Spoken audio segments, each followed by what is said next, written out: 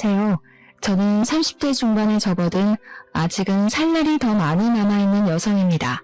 저에게 몇 개월 전에 일어난 아주 기가 막힌 일이 있어서 한번 풀어보려 사연을 올려보게 되었습니다. 제 인생에 정말 큰 사건이기도 하고 황당한 일이기도 해서 어딘가에 속 시원하게 한번 털어놓고 싶었는데 이런 채널이 있을 줄이야 꿈에도 몰랐습니다.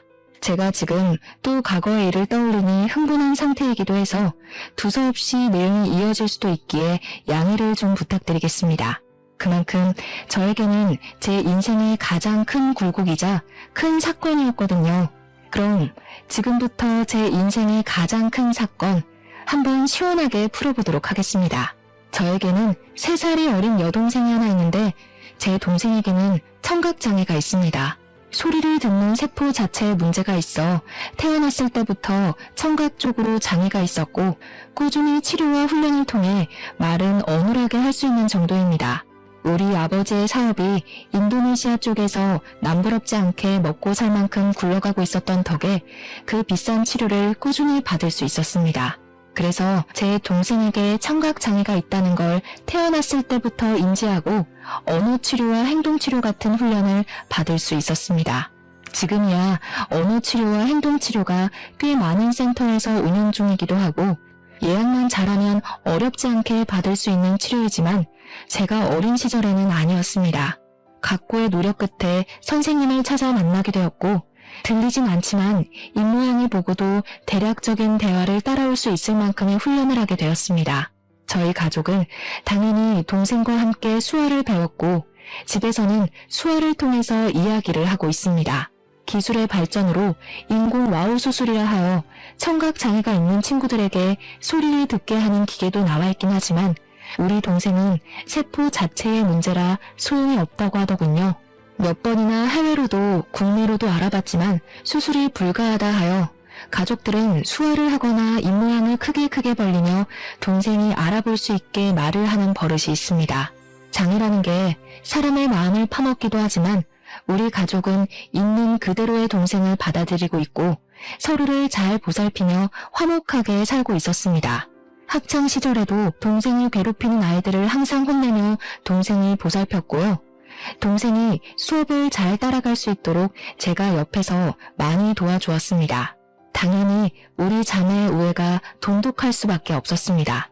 거기다가 동생이 청각장애가 있기 때문에 뒤에서 뒷말을 하는 못된 아이들도 많이 있었기에 저는 그런 동생을 위한 슈퍼우먼이 되어야 했습니다. 다행히 학교가 같은 재단에 있어 초중고를 동생과 같은 학교에서 보내긴 했지만 제가 대학생이 되어 먼저 대학에 진학을 하게 되면서 떨어지게 되었습니다. 동생이 고등학생이 되던 날 어찌나 마음이 떨리고 나 없이도 잘 버틸 수 있을지 걱정이 되던지 물가에 내놓은 아이 같은 마음이 들었더랬죠. 아무튼 제가 대학생이 되어 학교를 다니는 동안 우리 동생은 저 없는 학교에서 꽤 많은 상처를 받았다고 하더라고요. 청각장애가 있는 동생을 꾸준히 괴롭히던 아이들 때문에 동생은 학교는 겨우겨우 졸업을 했지만 사람을 만나는 것을 두려워하게 되었습니다. 저는 그런 동생을 보살피며 취업까지 성공을 하였고 사회인이 되고 나니 정말 너무너무 바쁘더군요. 동생과 항상 주말이면 같이 시간을 보내곤 했었는데 제 일이 너무 바빠지니 주말에는 잠만 퍼질러 자기에도 바빴습니다. 매일같이 이어지는 야근에 초과 업무에 동생이 파김치가 된 저를 보고 주말에 나가 놀자는 말을 하지도 못하더라고요. 저는 매일같이 늘어지는 다크서클을 감추지도 못한 채 집에서 밥 먹고 자고만 반복을 했습니다.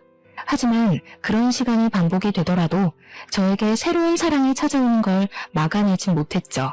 매일같이 회사에서 초과 근무를 하다 보니 같은 회사 입사 동기와 자주 마주치게 되었고 업무적인 이야기를 나누다가 사적인 이야기도 나누게 되었습니다. 서로에게 호감을 가지게 되다가 서서히 눈이 맞아버린 것이었습니다. 당연히 사내 연애였기에 회사 사람들 몰래 비밀 연애를 하게 되었습니다. 남자친구가 생겼으니 주말에 데이트를 하러 나가곤 했는데 그때마다 동생에게 이런저런 핑계를 대는 게 미안하기도 했습니다. 그러던 어느 날 동생이 저에게 가고 싶은 카페가 있다고 말을 걸어오더라고요. 남자친구와 데이트를 하느라 동생을 잘 챙기지 못했기에 미안한 마음이 있던 찰나 동생이 가고 싶다던 곳이 제가 남자친구를 만나기로 한 동네와 가깝더라고요. 동생이 마음을 걸려 남자친구에게 넌지시 물어보니까 같이 만나도 좋다는 대답이 돌아왔습니다. 남자친구에게 미리 언지를 해뒀죠. 내 동생에게는 청각장애가 있어서 의사소통이 조금 힘들 수도 있다. 하지만 입모양을 천천히 보여주면 말은 통한다고요. 제 남자친구는 제 동생에게 청각장애가 있다는 걸 몰랐던 터라 조금 놀라기는 했습니다만 자기가 노력해서 의사소통을 해보겠다고 하더라고요. 아무튼 그날 만나서 같이 미술관에 가서 보고 싶었던 전시회 하나를 보고 동생이 먹고 싶어 했던 파스타도 먹고 가보고 싶다고 했던 카페까지 갔습니다. 제 동생이 청각장애로 인해서 새로운 사람 만나는 걸 별로 좋아하지도 않고 소극적인 성격인데도 이상하게 제 남자친구랑은 잘 어울리더라고요. 둘이 취향이 비슷한 건지 짝짝꿍도 잘 맞아서 저 없이도 손짓 발짓 해가면서 대화도 하고 하더라고요. 제 남자친구가 저에게 부탁하지 않고 스스로 대화하려고 노력하는 모습을 보고 조금 달리 보이기 시작했습니다.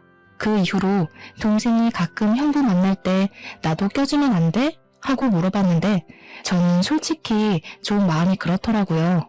제 남자친구가 불편해할지도 모르는 일이고 그래서 남자친구에게 먼저 양해를 구하며 물어보니까 자기는 정말 좋다고 같이 보자고 하더라고요. 그러더니 무슨 동네에 봉사 동호회 같은 데에 가입까지 해서는 수어를 배우기 시작했습니다. 저도 모르고 있다가 무슨 유튜브 같은 걸 보고 있길래 뭘 보나 했더니 수어 동작을 배우는 영상이더라고요. 저랑 동생이랑 수어로 대화를 하는 게 멋있어 보였다면서 자기도 그렇게 대화를 나눠보고 싶다고 하더라고요. 그 뒤로 제 남자친구는 정말 각고의 노력을 했고 어설프게 수어를 하며 동생과 대화를 시작했습니다. 제 동생 또한 그런 남자친구의 행동에 감동을 받았는지 둘이 둘도 없는 친구가 되었습니다. 저를 빼놓고 수어로 비밀 대화를 나누는 지경까지 이르렀고 저와 남자친구가 휴가를 맞춰서 여행이라도 가면 둘이 거기서 영상통화를 하며 대화를 하더라고요. 저랑 싸우기라도 한 말이면 영상통화를 켜놓고 이르기까지 하더라니까요.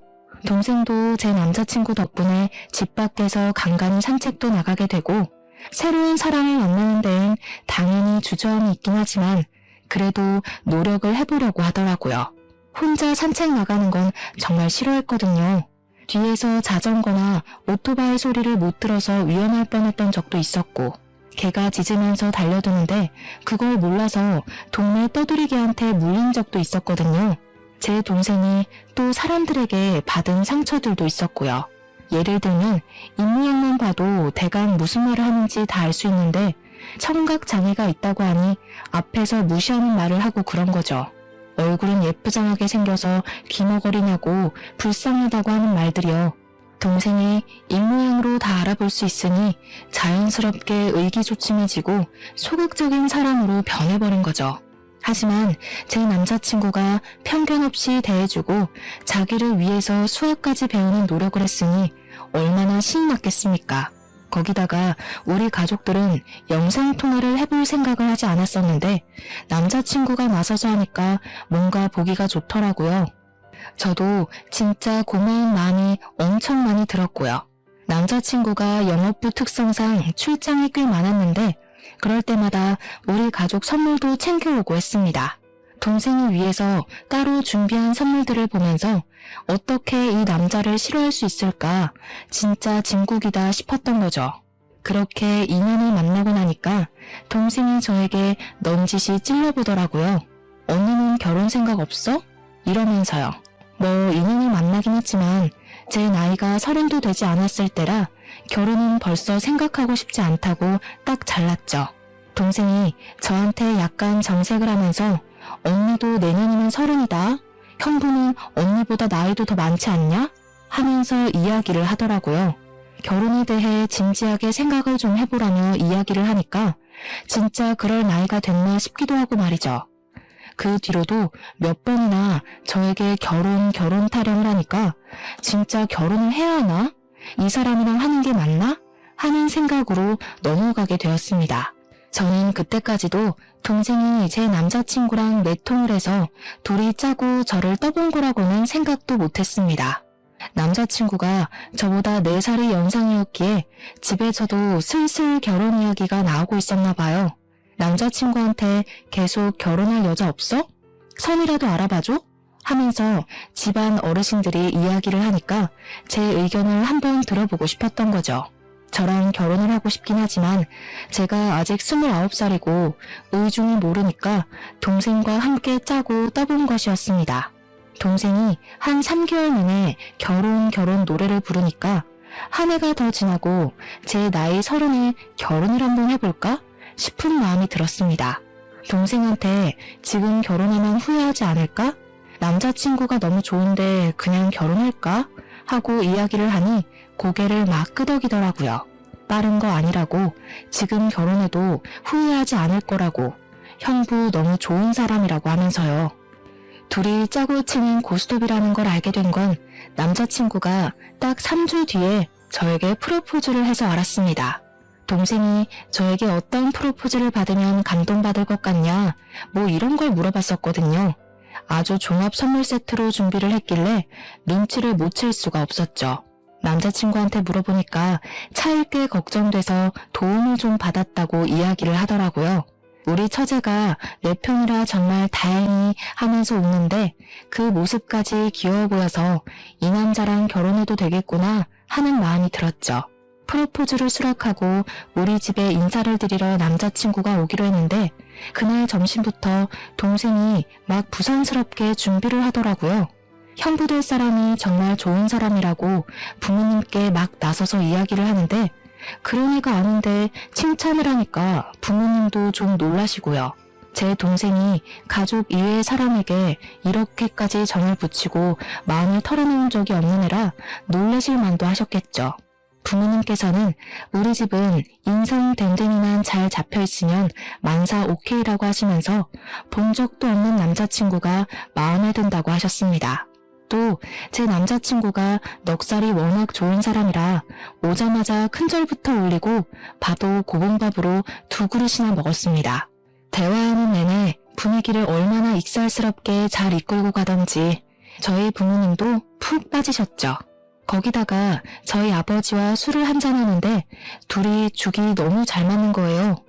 둘 다 만취해서 노래방 가자 하더니 정말 온 가족 다 끌고 노래방 가서 신명나게 놀았습니다.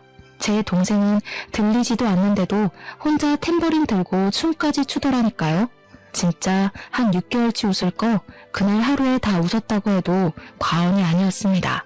아무튼 그날 우리 집에서 인사도 잘 드렸고 저도 예비시댁에 방문을 해서 인사를 드리기로 했는데 그제야 남자친구가 이야기를 털어놓더라고요. 사실 그동안 숨기려고 했던 건 아닌데 말하지 못한 게 있다면서 예비시댁의 집안 사정에 대해 이야기를 하기 시작했어요.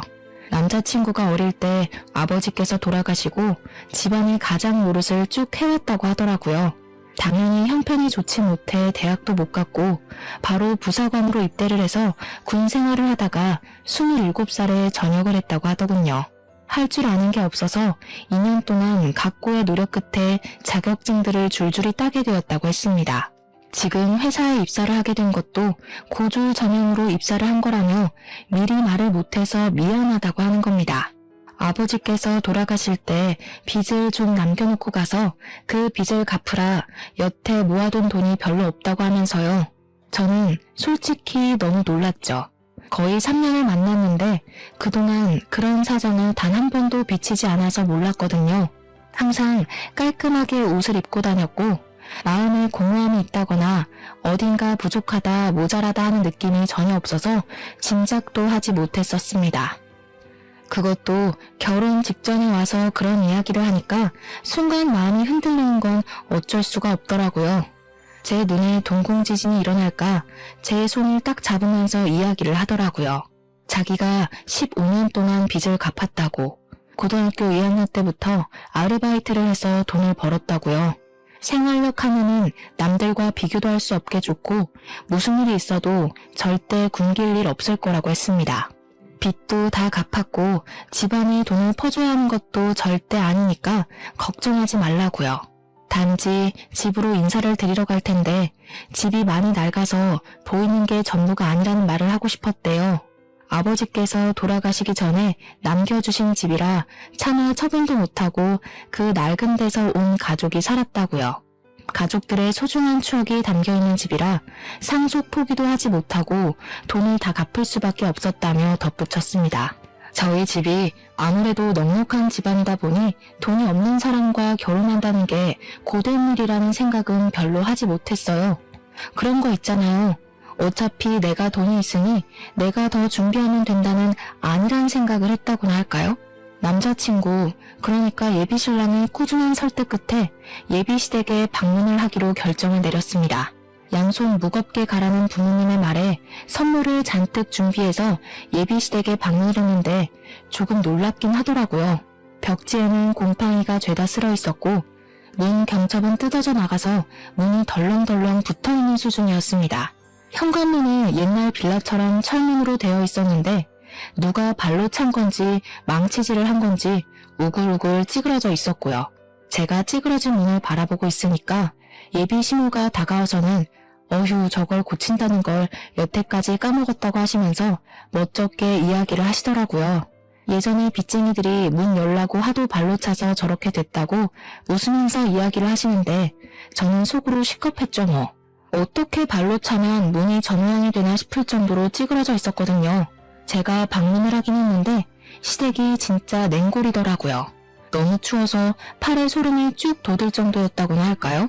제가 약간 으슬으슬해하니까 예비신랑이 예비신우한테 보일러를 좀 떼지 왜 이렇게 집이 춥냐고 한 소리를 했습니다. 그러니 예비신우가 눈을 살짝 흘기면서 돈 아껴야지 무슨 보일러니? 하면서 씻을 때나 잠깐 틀면 된다고 하시더라고요. 저보고 춥냐고 묻더니 집에서 입는 겉옷이 있다고 예비신랑이 군대에서 입었을 법한 깔깔이 같은 걸 하나 쓱 주시더라고요. 저는 집에서 입는 겉옷이 있다는 사실에 2번 놀랐죠. 거기다가 그 옷에서 나는 이상한 쩐내에 3번 놀랐습니다.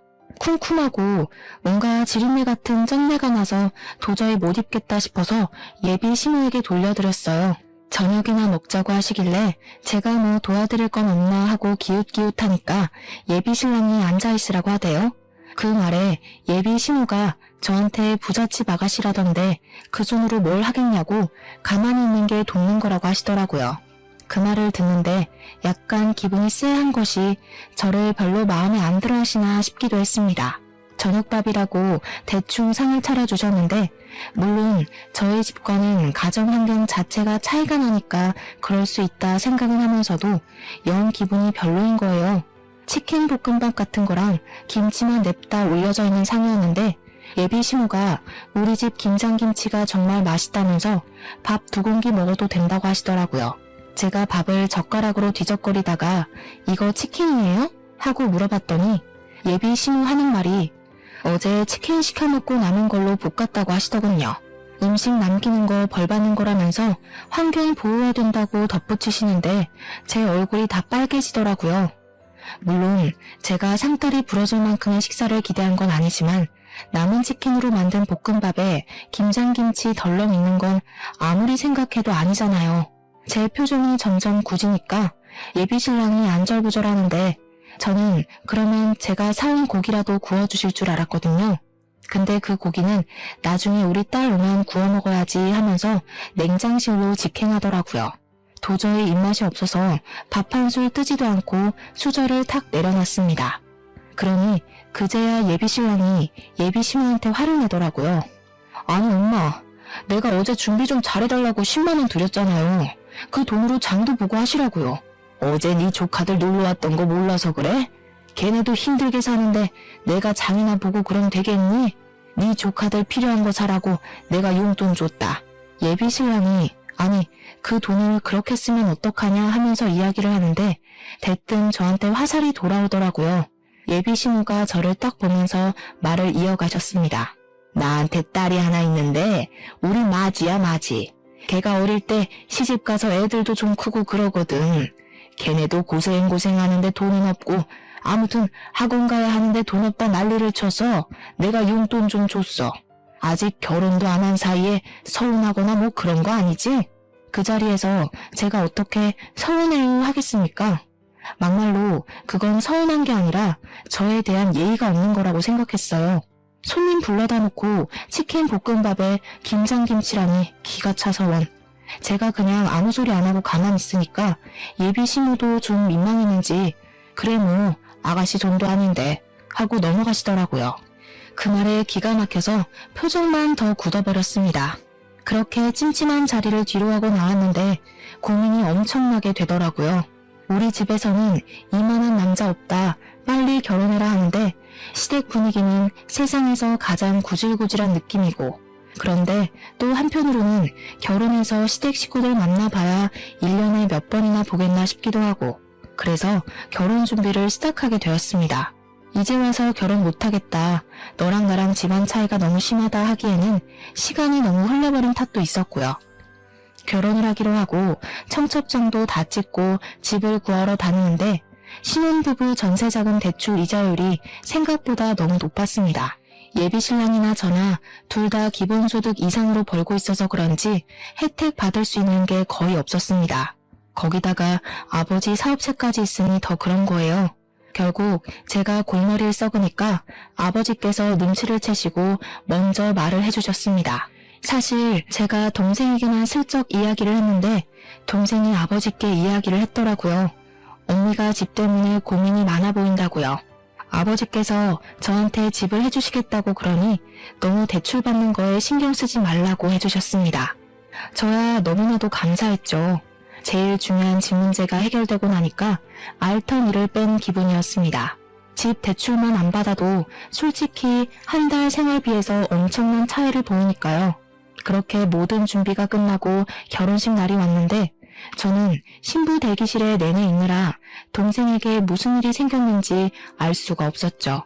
근데 신부 대기실에 찾아온 동생의 낯빛이 너무 안 좋더라고요.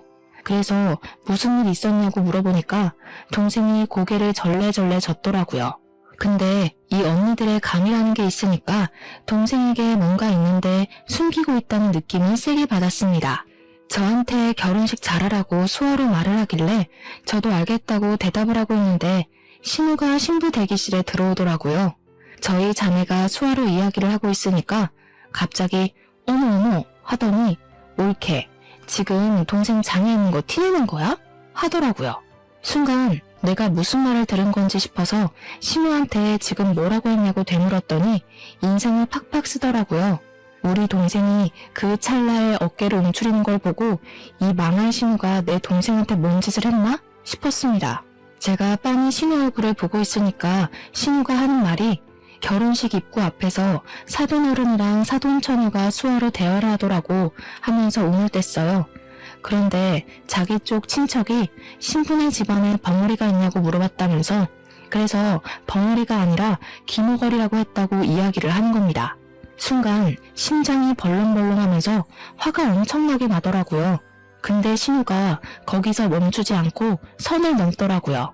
자기네 친척이 그런 거 다 유전병 아니냐고 물어봤다면서 동생이 장손인데 하자 있는 집에 장가 보내는 거 아니냐고 난리를 쳐서 자기가 곤란했다고 하더라고요. 우리 동생이 아무리 못 듣는다고 해도 눈치라는 게 빤히 있는데 입모양만 보고 대충 무슨 이야기인지 알아차린 것 같더라고요. 고개를 푹 숙이고 훌쩍거리는데 그 상황에서 열이 안 받을 언니가 어디 있겠습니까?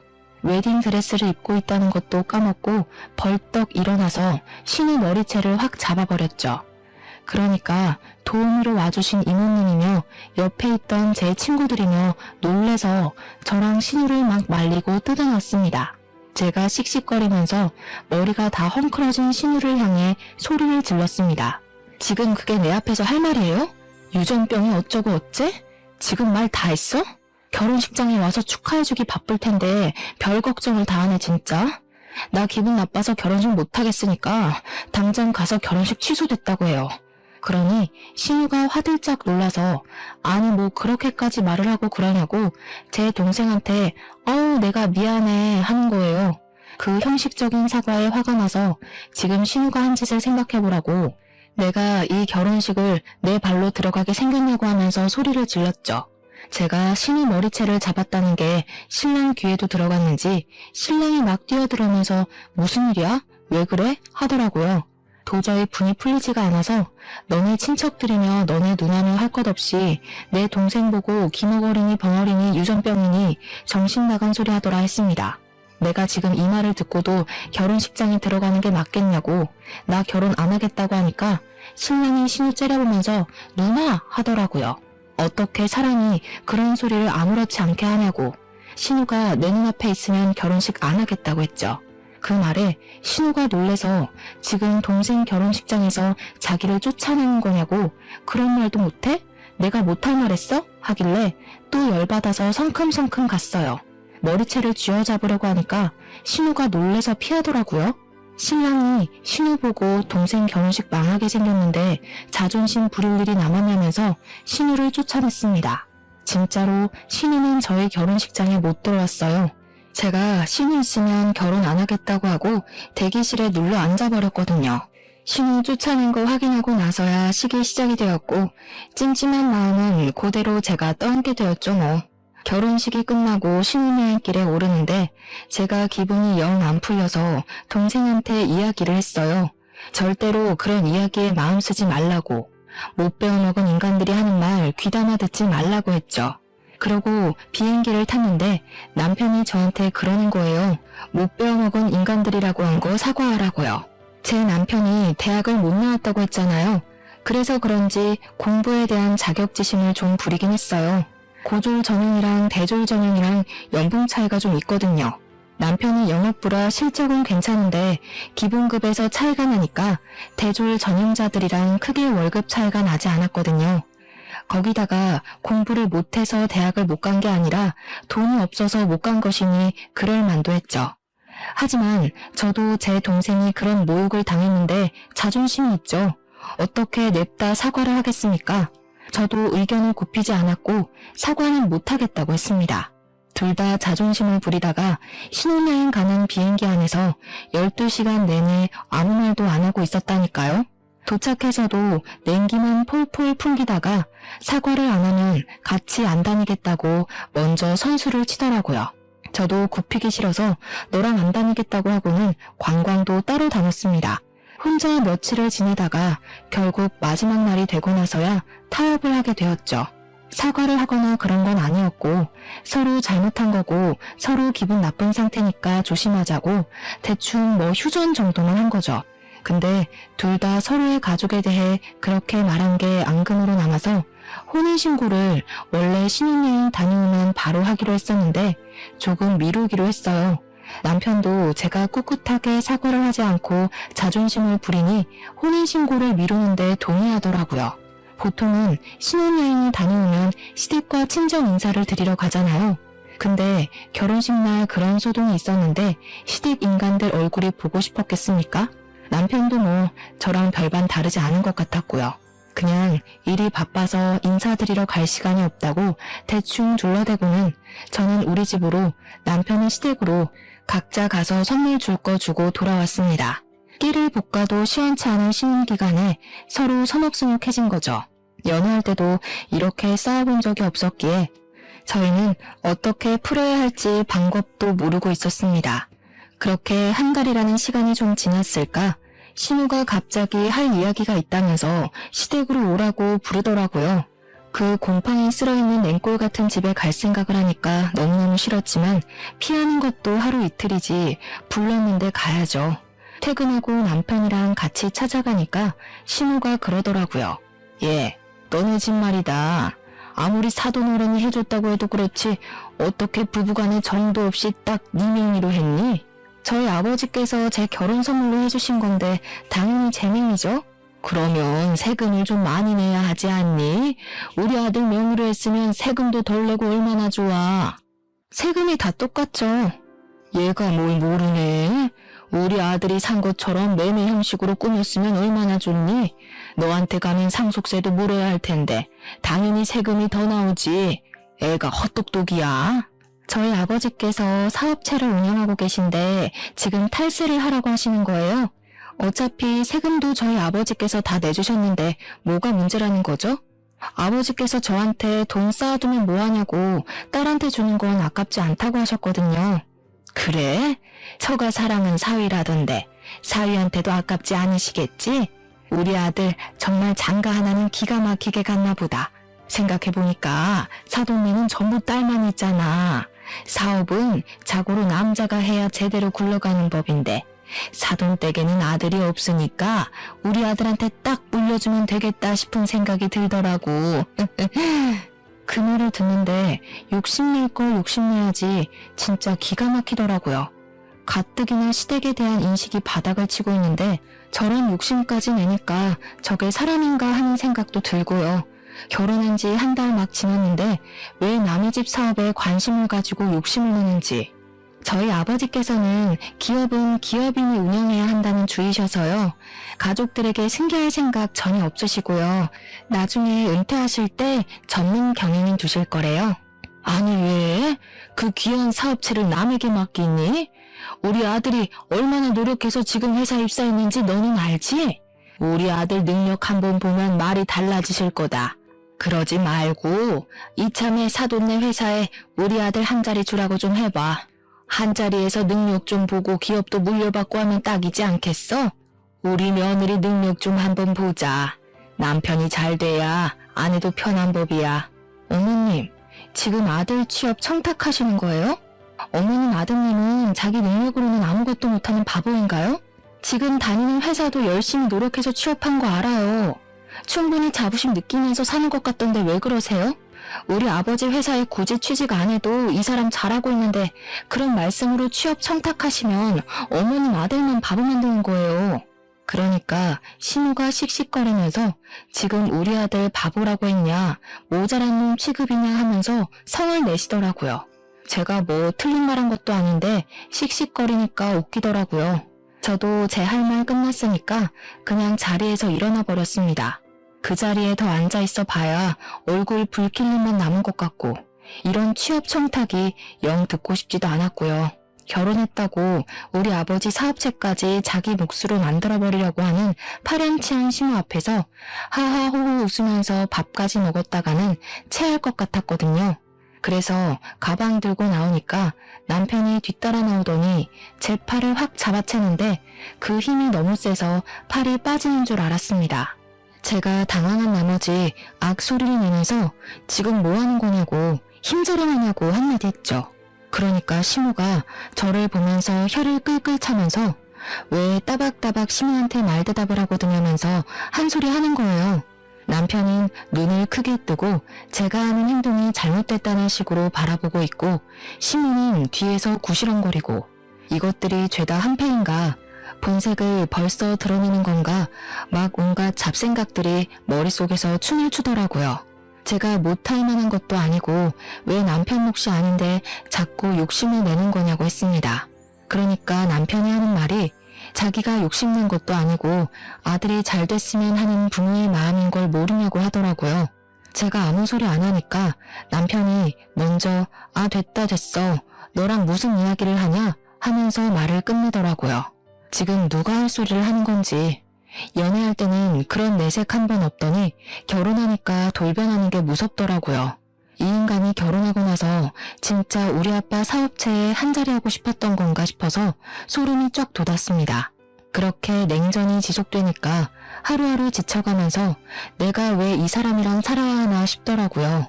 어차피 혼인신고도 안 했는데 그냥 헤어질까 하는 찰나에 동생에게서 연락이 왔습니다. 자기가 아버지 회사에 출근을 하게 됐다고.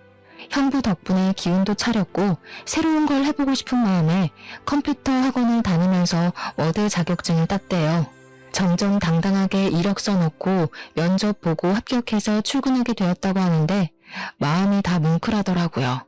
그런 와중에 남편이 저에게 화해의 제스처를 보냈고 언제까지 이렇게 말없이 살 거냐고 숨이 막힌다고 하더라고요. 그러면서 서로 오해가 있는 걸 풀었으면 좋겠다고 주말에 같이 캠핑 카라반 같은 걸 예약했다고 거기나 놀러 가자고 하더라고요. 또 남편이 먼저 손을 내미니까 그러자 싶어서 주말에 마트에 가서 장을 보고 카라반에 가기로 했습니다. 원래 캠핑의 묘미는 고기를 구워 먹는 거니까 장을 보는데 남편이 고기를 무슨 2근을 사는 거예요. 둘이 먹을 건데 뭐 이렇게 많이 사는 거냐 하는데 소고기 먹을까? 하면서 한우 비싼 걸 잡더라고요. 원래 캠핑의 묘미는 삼겹에 목살이다 하면서 돼지고기로 골랐죠. 소고기는 숯불에 다 늘어붙거든요. 남편이 너무 과하게 사길래 말리다가 포기하고 장을 봐서 캠핑 카라반으로 갔는데 참나 거기 신우가 떡하니 와있대요. 저 보자마자 장 많이 봐왔냐고 하는데 진짜 욕이 나오더라고요. 화해 제스처는 개뿔, 신우 식구들 먹일 장만 잔뜩 봐서 강꼴이 된 거죠. 진짜 떨떠름하게 바비큐 준비해서 술까지 차리고 고기를 굽기 시작했는데 제가 아무것도 안 하고 가만히 있었어요. 원래 캠핑 같은 데 가면 남편이 고기 굽잖아요. 제가 상까지 차렸는데 고기까지 구워야 하나 싶었던 거죠. 근데 그걸 보더니 신우가 저한테 공주님이 따로 없다고 비꼬대요. 일부러 못 들은 척하고 무시했죠. 그러니까 신우가 뭐라는 줄 아세요? 그쪽 집안 귀머거리인 거 내가 유전이랬지? 혹시 우리 올케도 내 말이 안 들리나? 그 말을 참고 넘어갈 사람이 과연 몇이나 될까요? 당연히 저도 참지 않았습니다. 결혼식 날 머리 뜯긴 게 부족했나 봐요. 그 주둥아리로 지금 뭐라고 하신 거예요? 뭐? 주둥아리? 제정신이냐? 너 우리 누나한테 그게 무슨 말버릇이야? 올케, 집 좀 산다고 내 동생 너무 무시하는 거 아니야? 고기는 여자가 구워야지. 그리고 소고기도 아니고 삼겹살이 뭐니? 격 떨어지게. 그런데 더 짜증나는 건 심해부였어요. 옆에서 살살 부추기면서 하는 말이 장모님이 그러던데 취업시켜달라던 건 무시하고 귀머거리 동생만 취직했다며? 하면서 자기도 이직하고 싶다는 겁니다. 만년 과장으로 살 수는 없고 어디 이사나 전무자리 좋은 데 있으면 자기랑 저희 남편 취업 좀 시켜달라고요. 열이 뻗쳐서 말로 싸우기를 포기하고 사왔던 돼지고기 2근을 전부 심해부 신우 남편의 얼굴을 향해 던졌습니다. 다들 생고기를 처맞고 깍깍거리는데 저도 씩씩거리면서 할 말 다 했죠. 아줌마는 여자 아니야? 시자 붙었다고 시킬 생각만 하네. 그러지 말고 손수 모범은 좀 보이던가. 그리고 전무나 이사? 아저씨가 할 줄 아는 게 뭐가 있다고 그 자리를 달래? 우리 아빠 회사가 무슨 구멍가게인 줄 알아? 능력이 있어야 뭘 시켜주든지 말든지 하지. 취업 청탁은 누가 하는 건데 지금 누구 보고. 내 동생은 당당하게 이력서 넣고 합격한 거거든? 진짜 살다 이런 개차반의 무식한 인간들 처음 본다. 그러니 남편이 뭐? 무식? 내가 그런 소리 하지 말랬지? 하면서 달려들더라고요. 야, 돈 없어서 대학을 못 갔다고? 웃기지 마. 장학금도 있고 학자금 대출도 있는데 뭔 핑계야. 그냥 네 성적에 그저 그런 대학 가야 하니까 핑계대고 부사관 간 거겠지. 그리고 그 고기 잘 씻어서 먹으면 되지 않겠어? 가족들끼리 두런두런 좋은 시간 보내고 우리는 여기서 갈라섭시다. 혼인신고도 안 했겠다. 집도 4명이겠다. 혼수도 내가 해왔겠다. 몸만 나가면 되지? 옷까지 몇 개 있는 거 그건 택배로 보내둘게. 착불로. 남편이 뒤에서 부들부들 떨면서 진짜 가면 이혼이야 하는데 저는 이미 갈라서기로 결심했는걸요. 그대로 운전해서 시민집 비밀번호부터 바꿔버리고 대충 짐 싸서 친정으로 도망을 왔습니다. 친정 부모님이 놀라시긴 했지만 제가 차근차근 모든 일을 이야기하니까 아무 소리 하지 않고 잘 왔다고 해주셨어요. 그 와중에도 카라반에서 1박을 하고 온 건지 다음날 집 비밀번호 뭐냐고 난리치는 거 내 집에 자꾸 들어가려고 하면 가택 침입으로 고소하겠다고 했습니다. 친정집에서 출퇴근을 하는데 같은 회사를 다니고 있으니까 회사에서도 계속 찾아와서 난리를 치더라고요. 한 열흘 지나니까 저도 스트레스를 받고 아버지께서 저한테 그러지 말고 아버지 회사에 들어오는 게 어떠냐고 하셨습니다.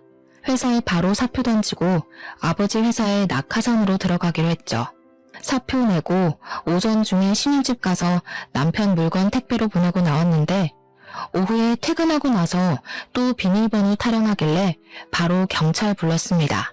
혼인신고도 안 했으니까 가택 침입으로 조사를 받게 됐고 그제야 제가 물을 마음이 없다는 걸 알았는지 갑자기 잘못했다고 하대요.